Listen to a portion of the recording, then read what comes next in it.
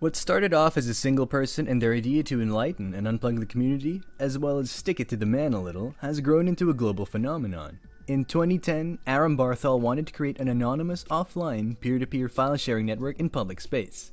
He called them dead drops. In the wake of all sorts of anti-piracy litigation, ad campaigns, and laws being made, this idea has caught on worldwide to the tune of over 1,170 dead drop locations.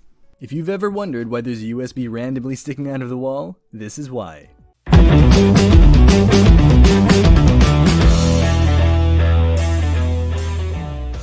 Just plug it in and you're ready to download anything that seems interesting, or upload something of your own. When you're done, simply unplug and walk away.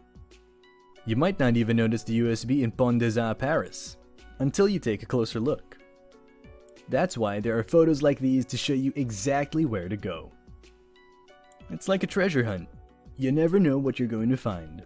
Here we have one in Folsom, California, in front of the Palais de Tokyo in Paris, Hanoi, Vietnam, even Dakar, Senegal.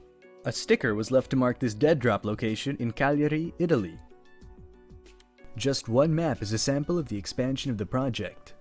Here's a copy of the dead drop's README text file. It reads, "For everything you do, you are responsible yourself." I'm excited to look up the nearest dead drops in my next vacation. Imagine going on a European trip with some time to kill. You'll find a dead drop location and download some photos with directions to an awesome hidden location. Maybe locals helping you to find somewhere special off the beaten path, new music by up-and-coming artists, or even scavenger hunt clues and directions. The possibilities are endless and adventures unimaginable.